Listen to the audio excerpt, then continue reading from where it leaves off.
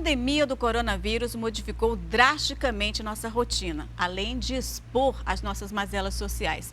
O confinamento necessário nesse período evidenciou um problema antigo e grave: a violência contra a mulher.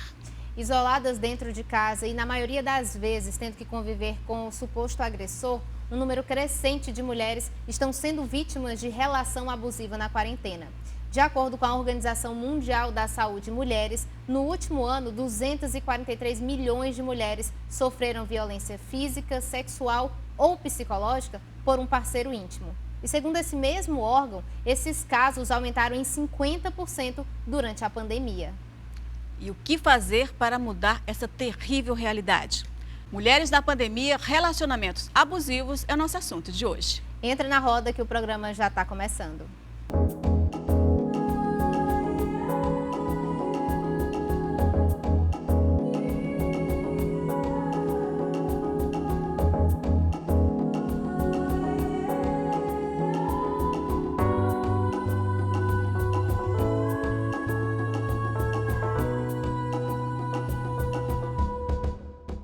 Olá, sejam todos bem-vindos e bem-vindas ao Roda de Mulheres, que está de volta depois de um período de quarentena. Pois é, estivemos em isolamento social, cumprindo as determinações das autoridades de saúde e assim contribuindo no combate ao coronavírus. E como vocês podem perceber, estamos retornando com o cenário adaptado ao novo normal, seguindo todos os protocolos de distanciamento em respeito às nossas convidadas e em respeito também aos nossos colegas. E é muito bom estar de volta, hein, Camilinha? Estava sentindo falta aqui dessa nossa roda de conversa. Tava demais, viu, Lana? Da última vez que a gente gravou faz um bom tempo. Bastante, já, né? é. Então a gente sempre comentava como isso aqui estava fazendo falta. Esse encontro, o programa, né? Muito bom estar de volta e receber mulheres maravilhosas como as que estão hoje aqui com a gente. Sejam bem-vindas, Tereza Esmeraldo, Jorge Guedes, aqui para essa nossa conversa, para esse retorno, né, aqui do Roda de Mulheres. É um grande prazer ter vocês aqui com a gente para falar sobre um assunto que eu acho bastante necessário, que são as mulheres na pandemia e os relacionamentos abusivos, né? Durante esse período teve um aumento aí considerável da violência contra a mulher. Quer dizer, virou uma pandemia dentro da pandemia, porque atinge não só as mulheres aqui no Brasil, mas as mulheres no mundo inteiro. Eu gostaria de que vocês falassem um pouco a respeito de que vocês acham desse aumento que houve no número de casos. Boa tarde, é um prazer estar aqui com vocês, né? Admiro muito o programa, o Roda de Conversa, é uma honra estar com vocês. Lana, de fato, todas as estatísticas vêm comprovando, né, que houve esse período mesmo, no contexto dessa pandemia, que aumentaram as diferentes formas de violência contra as mulheres, também, né, os índices de feminicídio. Então, é uma questão que vem acontecendo, justamente porque, em razão de uma medida que é necessária, que é a medida de isolamento social, né, recomendada inclusive pela OMS, tendo em vista essa medida, o que acontece, por exemplo, no ambiente doméstico, falando especificamente daquela violência que ocorre, né, a partir de relacionamentos dentro do espaço da família, de vínculos familiares, né? Então, esse tipo de violência tem, de fato, aumentado, porque as mulheres e meninas também, né, elas passam a conviver mais tempo dentro da casa com os prováveis abusadores, com os prováveis violentadores. Ou seja, né? você trancou as mulheres, as meninas, jovens, crianças, enfim, com o seu agressor dentro de casa, né? Com o suposto agressor, né, dentro de casa. Então, tudo isso... além disso, também tem várias outras questões. A sobrecarga de trabalho, né, que as mulheres vêm enfrentando, o estresse emocional diante de múltiplas tarefas que elas precisam desempenhar nesse período da pandemia. Então, criou um clima, né, um contexto também muito adverso para todas nós mulheres, né? Para algumas que são mais vulneráveis, essa situação piorou ainda mais, a exemplo das mulheres negras, das mulheres em condições de pobreza, né? Diante do desemprego. certo? Diante de múltiplas situações que vão atingindo essas mulheres, né? Então, a gente está vivendo um período também, não é só um fenômeno da pandemia também, a gente está vivendo no nosso país, na minha avaliação, um retrocesso muito grande do ponto de vista de direitos que nós conquistamos. Exato, era isso né? até que eu queria falar sobre esse assunto, sobre as questões das políticas públicas, né? Porque as políticas públicas para as mulheres, elas têm o quê? É bem recente, acho que temos, em termos de violência contra a mulher, acho que acredito uns 30 anos, é isso? Sim. Então, assim, e a gente, de um tempo para cá, desses últimos governos para cá, nós temos perdido muito dessas conquistas, né? Porque para você até fazer algum trabalho para poder conter esse tipo de violência, você precisa de incentivos. E esses incentivos estão sendo retirados, né? Inclusive com essa diminuição que houve dos gastos públicos, eu acho que isso aí também deve afetar bastante, não? Sim. Né? O programa Mulher Viver Sem Violência, ele foi completamente desestruturado. Não é? Estão tentando desmantelar, inclusive, as verbas para as casas da mulher brasileira. Sim, né? que o programa A Casa da Mulher Brasileira, que é um excelente equipamento, que reúne todos os serviços da rede de enfrentamento à violência contra as mulheres, né? Ele só está funcionando, por exemplo, em algumas cidades. Tinha sido previsto a construção de mais casas, né? E o que acontece nesse contexto, com esse corte de gastos, é justamente o quê? A redução da quantidade de profissionais, a redução de programas, né, de projetos, no sentido de contribuir para esse enfrentamento à violência.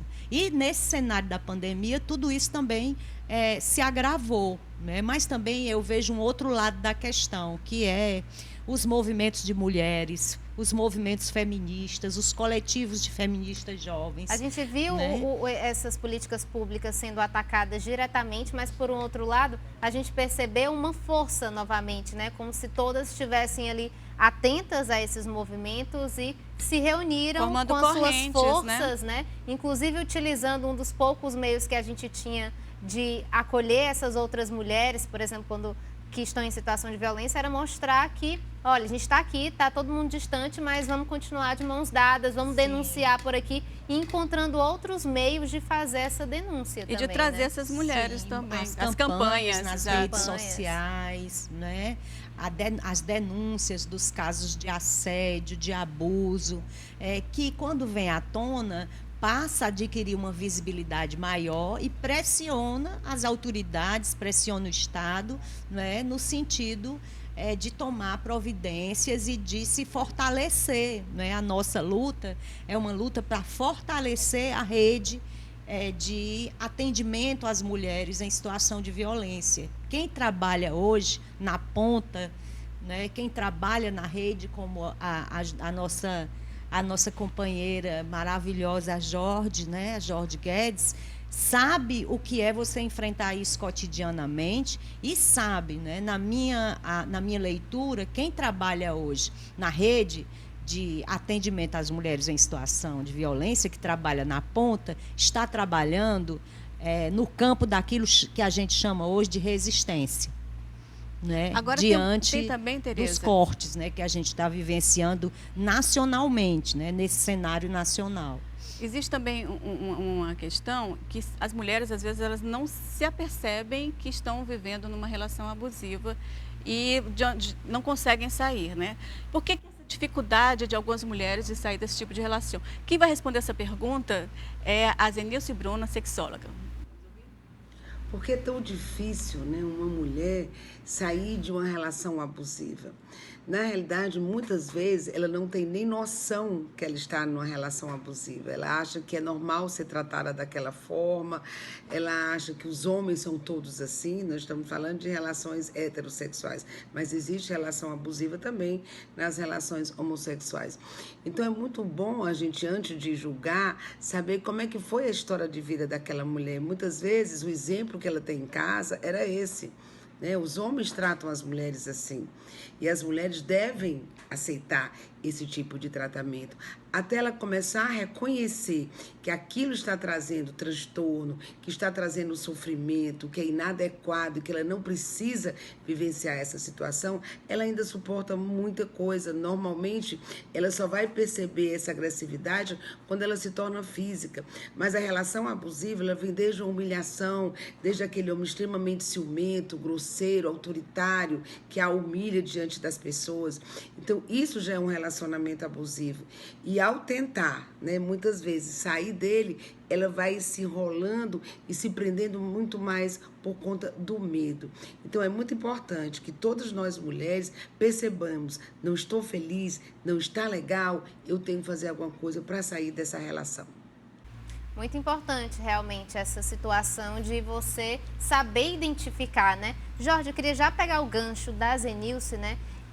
Por exemplo, lá na rede, né, onde tu trabalha, muitas mulheres pedem, inclusive, para arquivar os processos contra os agressores, né? Rola muito esse arrependimento, não é? Na verdade, é algo assim bem interessante da gente analisar, porque elas têm consciência da violência que passaram, que passam, até porque elas denunciam, elas procuram os seus direitos, elas vão até a delegacia. No caso, eu trabalho no Juizado da Mulher, que é onde tramita o processo já instaurado, né? E aí, com pouco tempo, a gente tem até um trabalho estatístico sobre isso, né? Um levantamento.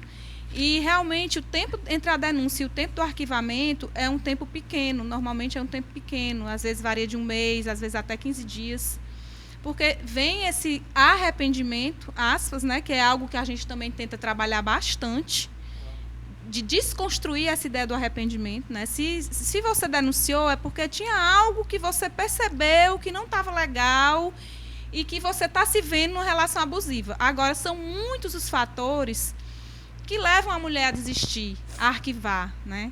Toda essa questão cultural, desse machismo estrutural, a questão religiosa é muito forte, a questão dos filhos, muitas têm filhos menores, uma dependência que é, surpreendentemente, não totalmente econômica, né?